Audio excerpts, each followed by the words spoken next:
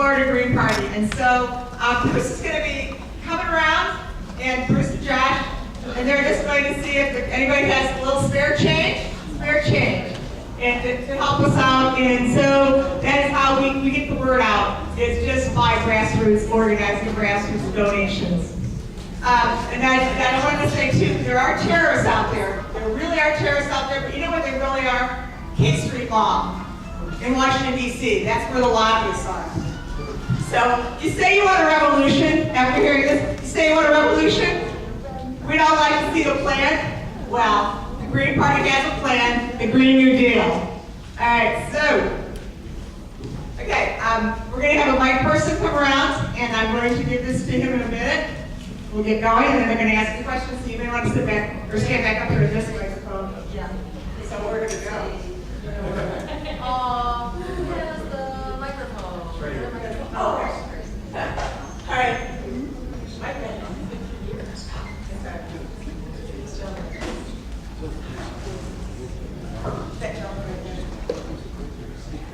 Good evening. What a great crowd. Thank you, Jill, for coming down. I'm a proud member of the Green Party. I'm an independent from Orlando. Also a proud member of Communications Workers of America, Local 3108. And I would like to ask or comment and ask for a response. I want to go back to the 100 loaves of bread and explain to you how democracy works in this country. How democracy should work would be, I think, if the people in this room had a choice, probably we could have an agenda set to solve most of these problems within the hour. I'll be pessimistic. It might take us two. We might have some disagreements. But the way our democracy works is that guy that has the one loaf of bread gets to make all the decisions. We all work. He pays us a pittance for the wonderful labor that you can see all around you in St. Petersburg here. All these corporate temples that our labor produced. And the way democracy should work is that guy with the 50 loaves of bread should only get one vote. But here, we don't have democracy. We have what we euphemistically call free enterprise, and which I refuse to call that. I call it capitalism, because that's what it is, and that's how our decisions are made. So, Are you giving a speech, or are you asking? and I would like just to get a comment from Jill on that. Thank you. Well said. Yeah, I mean, we do have crony disaster capitalism going on, and we really need a fundamental change. You know, we have the debate all the time about what is drastically reformed capitalism. As Greens, we talk about economic democracy. We need an economic democracy, and what we've got right now is nothing close to that. So that means not only giving people a right to work, for limiting the and taxing the this massive transfer of wealth from working people to the 1%. We need to start taxing the 1% and limiting the excesses of corporate wealth. We need to, restructure our tax system so that we're taxing those who got it, and change the way that the banks work and break them up and create public banks that are actually a public utility. So we're talking about really fundamental changes to create an economic democracy instead of having this crony disaster capitalism, which is the way that the system works right now. Thank you.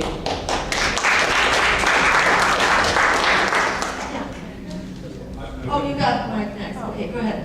If it's on, yeah, that's on. Great. Dr. Stein, hello. My name is Mark Spoken. I was accompanied the Bruce Wright, the Poor People Economics and Human Rights Campaign up to Charlotte, North Carolina, doing the Democratic National Convention. I was at the press conference with you and Sherry Honkle and everyone else that was conducted in Marshall Park that was disrupted by some members of the Occupy movement. And it was, as people who were there probably remember, it was very disruptive and very disrespectful and actually destroyed the press conference. I was wondering what your perspective is on that now, and what you would say to those few members of the Occupy movement that wrecked the press conference that day. I'd really be interested in your perspective on that. Yeah, so there was a woman who kept showing up all over the country at these Occupy events. You know, somehow she had the money to travel, and according to one of the Occupy organizers, they heard her mutter something about, if you do that, I'm going to arrest you, suggesting that she was blowing her cover, that she was actually a spy for the police, and part of the harassment effort against Occupy and both the social organizing and the political organizing that was going on there.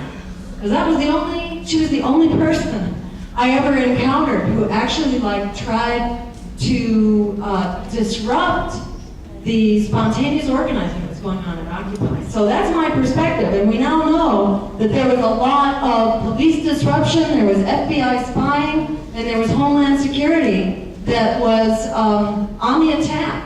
And I think that was just one example of it. For the most part, we've seen Occupy move from a position of being apolitical to actually now being political. And out of, in the Northeast, for example, we are doing candidate trainings through the Occupy movement, because they have people who are wanting to get into the fight, having been in the target here and beat up by police and thrown into jail and having their First Amendment rights stripped from them, and having been evicted. I'm now seeing occupiers really get that they need to use all the tools available to them, and that politics is just one of those tools. They continue to be very suspicious, as they should, of traditional politics. So it's really great. They're interested in Greens. They're interested in socialist parties. They're really interested in the politics of the progressive agenda. So it's great. I think we're all working together more and more. Thank you.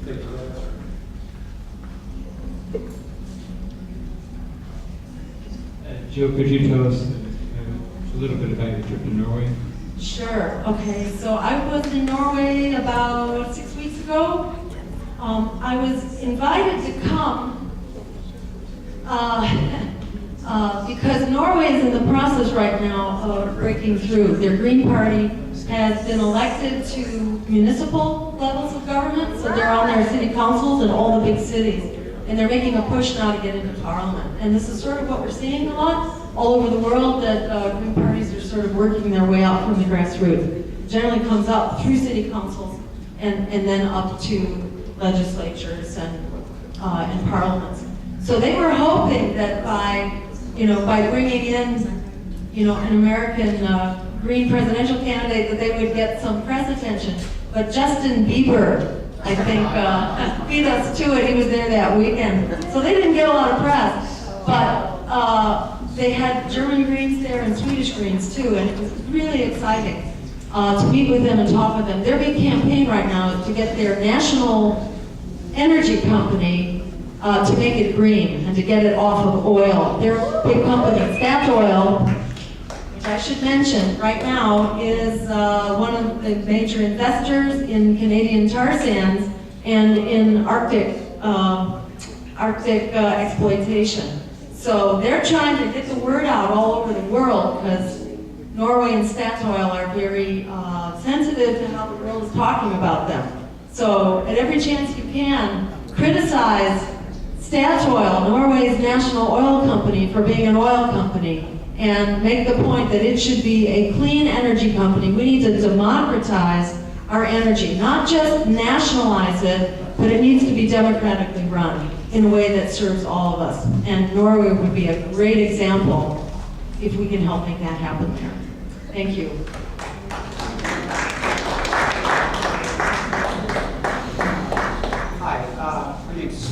media from St. Pete. Several people here in media, I think. My question to you is, you spoke about President Obama's recent speech regarding his plans for national security, foreign policy, that kind of thing.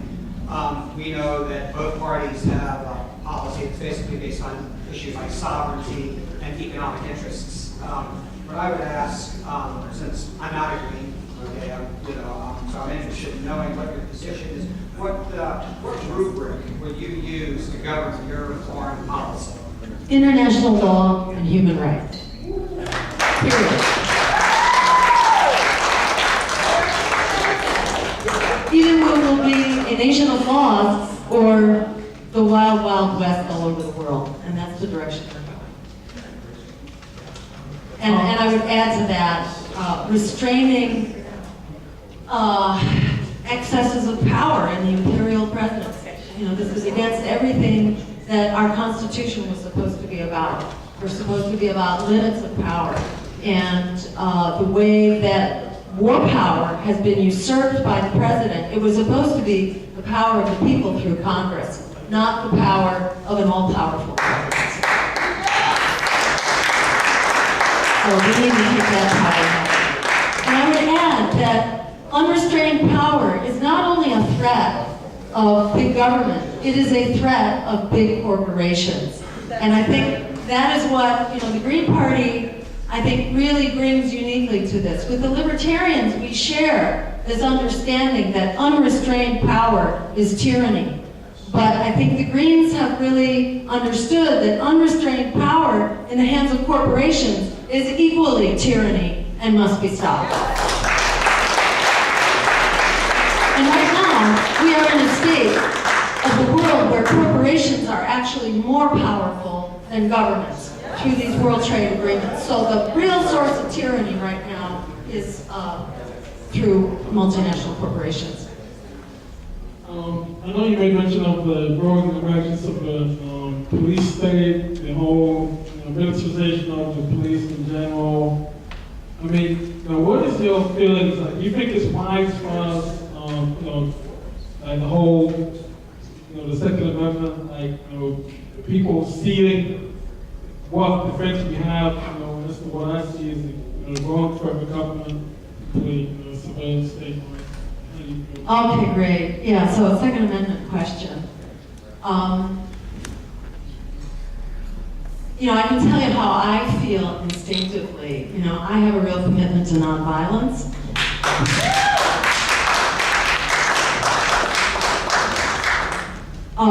So I personally don't really relate very much to armed resistance, and I think at the end of the day, armed resistance is not going to do it, because they have more arms than we do, more arms than we can ever hope to have.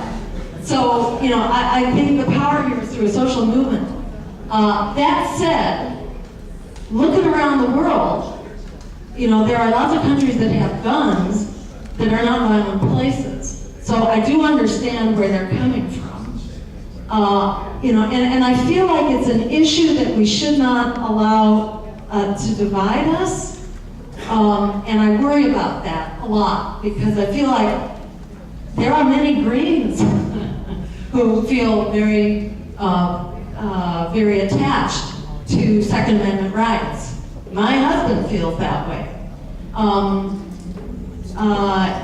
And there are legitimate arguments about how there are certain rights to bear arms that are written into the Constitution. So it becomes pretty murky and it gets down in the weeds really quickly. To me, there are two really important things. One is that we need a real commitment to nonviolence, regardless of whether people own guns or not. And that we really need to deal with conflict and mental health needs. I think, we've got a nation full of depressed and stressed out people who are on trigger alert. They're on a hair trigger alert. And whether they've got a knife or a gun, or a handgun or an automatic weapon, we got a lot of people who are going crazy, literally and figuratively, because that is just a symptom, in my view, of how our communities are under attack and are falling apart. So I think the name of the game here is building community. It's getting healthy. I think mental, depression and the whole world of mental health is not different from our social health and our economic health and the food that we eat and the poisons that we're being poisoned by. There's no way that you can create a healthy society. And one of the first symptoms of an unhealthy society is that it becomes violent and kids start fighting with each other. Kids who are lead poisoned, they lose social cues and social controls, and we see this all the time. And, the guns, that makes it worse, but we're poisoning people into craziness and violence. So there are many ways that we can heal this, and they're all built into the Green New Deal. So that's, I think a really important place to start. And maybe how many more questions we got? Because I don't want to keep you here forever. You've been very patient. So 1, 2, 3, 4, 5. Okay, 5, and then we'll call it at that. 6. All right, 6. Try to make your question short, and I'll try to make my answer short. Yeah. On there too. Yeah, go ahead. Yeah, go ahead, sir. Yeah, I just want to conservation. I don't want to see how you feel about this. It's another thing connected with the agribusiness. Yeah. Besides all the terrible things that you talked about, I think there's another level, even deeper level of humanity, from almost an anthropological level, and not even almost. The whole idea of passing on a culture from one generation to the next, about how you grow your food, how you learn. It seems like, along with destroying our very vocabulary that we use, we're seeing these sudden break in the way that information and culture is translated from one generation to the next. I think this is literally killing human society. Do you feel that way? Absolutely. Very well said. I couldn't say it any better. Next question. Really true. And what's happening, to the food system is, again, just symptomatic of what's happening, the breakdown in our communities altogether. Go ahead. Hi, thank you very much. Sure. I would actually, I want to make this quick, but in the last election, what separated the Republicans and the Democrats very much centered on social issues. Women's reproductive and health rights, gay rights, etc. And while I don't think the Green Party is against women or gay, I know that it seems to make the issues that shy away from some, perhaps making them divisive. I just wanted your thoughts on that. Sure. So on LGBT rights, when I ran for governor in 2002, I was the first candidate in Massachusetts to advocate for equal marriage at a time when the Democrats were debating whether they would stand up on civil unions. So I guess for us, it's such old hat, that maybe it doesn't stand out in our agenda. But it also depends, who's in the room. And, we are very, during the presidential campaign, for those who were tuned in, we were pushing LGBT rights. When the president refused to sign an executive order for LGBT rights in the workplace, we were calling him out on that. When he refused to stand up for marriage rights for immigrants, to be able to bring LGBT spouses, on many ways, he was all about lip service. He was very much about lip service. He was still enforcing the DOMA, through much of his campaign. And then when he said he wasn't going to enforce the DOMA, he wasn't, he said, well, I'll leave it up to the states, but he wasn't going to do anything at the state level to push equal enforcement of equal marriage rights. That, violates the 14th Amendment to discriminate on marriage rights. So the Democrats can definitely be taken to task. They'll only go so far, and it's mostly lip service. And, on women's reproductive rights, same there. Look at poor women. Poor women don't have access to reproductive health care. So that's always been, because women on Medicaid don't have access to abortions. It's outrageous. The people who most need, control of their economic destinies, and can't afford, family planning and birth control don't have access to abortion rights. So, yeah, it's terrible. And we stand up, but, you know, I think it just depends on what topic has to be on the table. It's definitely there in our agendas and so on if you look for it. Thanks for asking. Thank you so much. Great. I'm sorry to interrupt the questions, but with so many people starting to leave, we wanted to make a couple of announcements, so we'll just be a minute. Number one, the Green Party is having its state convention this week, and we invite everyone to come for the last part of it tomorrow. It's been going on since Friday night when it was opened with Jill at the Sacred Grounds Coffee House. Secondly, we want everyone to be aware of the Bradley Manning protest. It was mentioned earlier by Jill.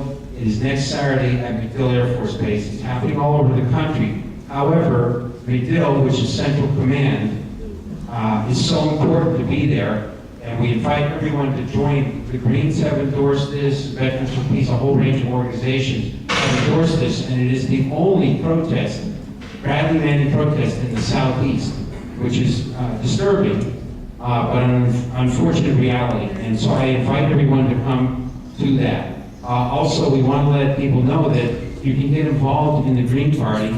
We have a local St. Pete Greens here if you're from St. Petersburg, and our next meeting is June 10th.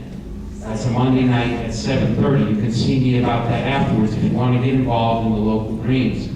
Lastly, we want to let people know about Move to Amend, and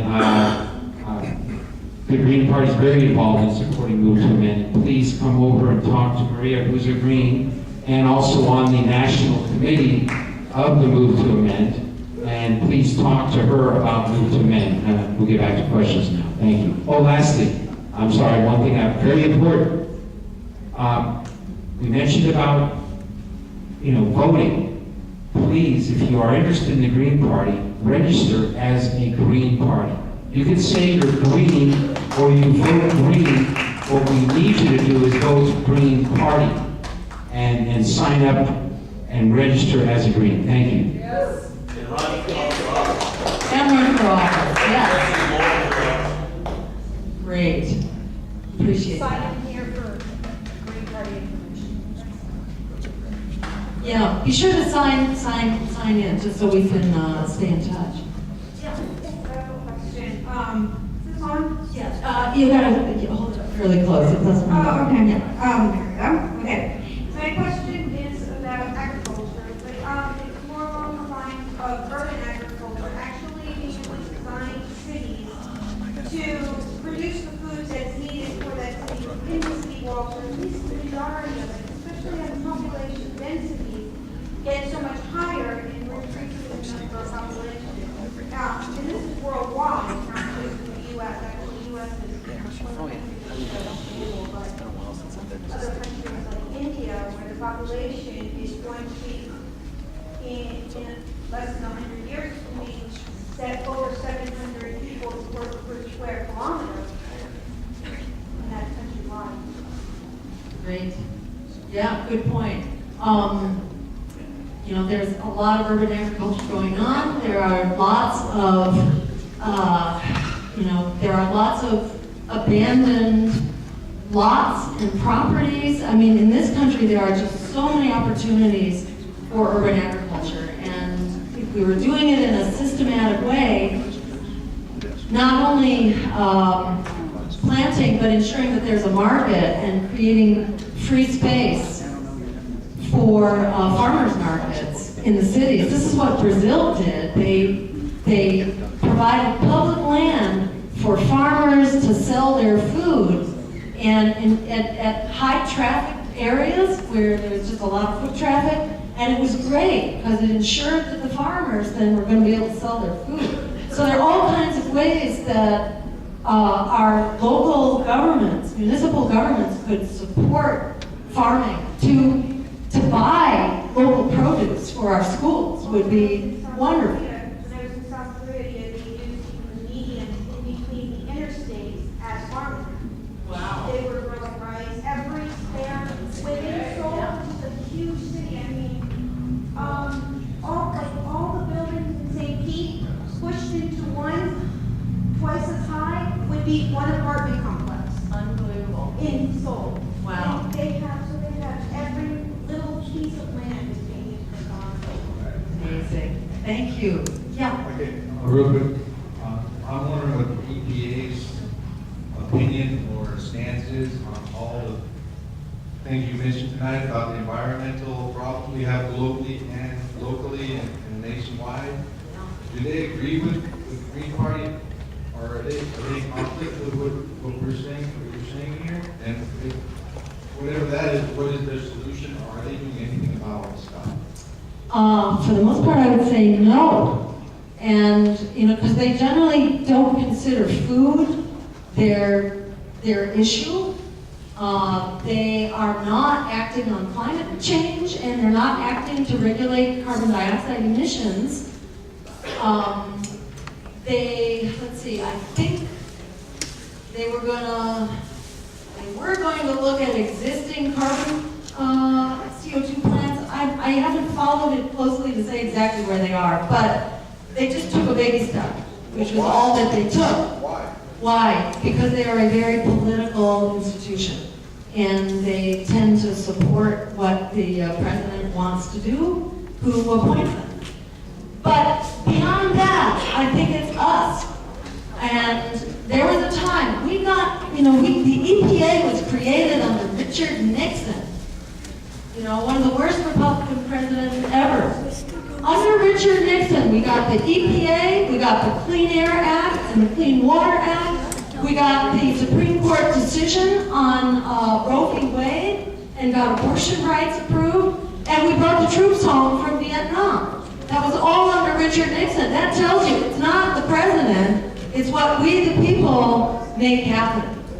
So, I think for everybody who went out today for the GMO thing, I was only there for part of it, but it was so much fun. It was really awesome. And same is true for the climate demonstrations. When Germany's wall came down, I just learned from Friedman, who was there, they were holding weekly demonstrations. Every week, every Monday evening, everybody was getting out and protesting. I think we need a culture of protest, where we are out there in force with flags that say vote Green Party, so they know that this is not just a social protest, this is a political protest, and the writing is on the wall that their days are numbered. Thank you. Next. Yeah. Hi. I agree with everything you say. Thank you. But I think it's not fair to blame President on this very small that's going on in our environment. I think it started with the Industrial Revolution, and nobody mentions population explosion anymore. I think this is what really causes the problem. Good point. And we can, of course, deal with the population explosion. How do we deal with it? Well, there are several countries that deal with population simply by giving women the ability to control their reproductive destiny. That's how you deal with the population issue. Because given the choice, women do not want the stress of 5, 6, or 7 hungry children. Women who actually have a choice. They used to say you've got to educate women and give them a job. And then they found out, no, you don't need to do that. All you have to do is just give us a choice. We get educated by having children. That is an education in itself. You don't want to have more children than we can take care of. And we have so overstepped the bounds of children we can take care of. This is what we're bringing children into. So we need to fix it up and stop overstressing it. So the U.S. needs to get out of the business of suppressing family planning and reproductive rights. That will go a long way. And this is not to blame it just on Democrats. Republicans have been a driver. They've both been taking turns here in this process. So the whole, a pox on both of their houses. We need to get politics back in our hands. Get the corporations out of it. All right, real quick. There were another couple. Yeah, great. Just real quick, my name is Jay Alexander. I'm a local official here. I just wanted to ask you about a program that was in FDR, the Civilian Conservation Corps. Is that part of the Green New Deal? Absolutely. And also, there was a bill in Congress by Marcy Kapner. I was wondering if the Green Party could endorse that bill? I don't know what's in that. I mean, I know some great things about Marcy Kepler, but I'm not exactly familiar with that bill. But we do, I mean, we do endorse good bills when they, you know, when they're worthy of endorsement. So let me know. Veterans for Peace already endorsed that. What's that? Veterans for Peace already. I've already endorsed it? Great, then you probably would too. Thank you. Yeah. Yes. Hi, Lori. So I have a question. How prevalent are greens at the municipal level in terms of government, like city governments and across the country? How prevalent are greens in office right now? There are, put it this way, I think about 20% of all the Greens who ran for municipal office got elected. So there are a fair number who are getting elected. And we need more people to run. As the gentleman over here was saying before, we need more people to run for local office. And there are over 120. It's about 120 that we have that kept track of, but it's quite a bit more than that. Not everybody reports in. So there are some out there, and we're trying to do a better job now of actually networking across states and across communities so that we can help more people run. We're having a national meeting in Iowa. I believe it's in Des Moines at the end of July. If you're interested, you can find out more at gp.org, greenparty.org. And it's a great place. We're going to be doing a bunch of workshops on running for office and starting locals and a bunch of projects and just skill building to help people do the things we need to do. So consider coming. It's fun. And did that get through the list? I think it did. So great, good job, everyone. On behalf of the St. Petersburg Green Party, the Florida Green Party, and of course the Green Party USA, we want to thank everyone for coming. We want to especially thank Jill Stein for sharing with us the St. Petersburg Museum of History, allowing us to have this event here. And of course, I want to give a special thanks to our poet, and this is related as well. Let me remind you, Emma Goldman said that a revolution worth happening must have dance, and to me that means arts and culture and music. Revolution must have that. So I want to applaud our poet here, who is very prolific. I've met him several times, and he also has a great deal of experience in relation to his own experiences in Iraq as a veteran. He didn't ask for this, but if people want to go to the Move to Amend table and make a donation to help this brother out and support arts and music and culture, please do that. Also, there is an after party tonight at Hideaway on 1756 Central Avenue. Grant Peoples will be performing, and a number of us Greens are going there, so please join us. Thank you to everyone again, and good night. 1756 Central Avenue. Register green, vote green, party. Thank you.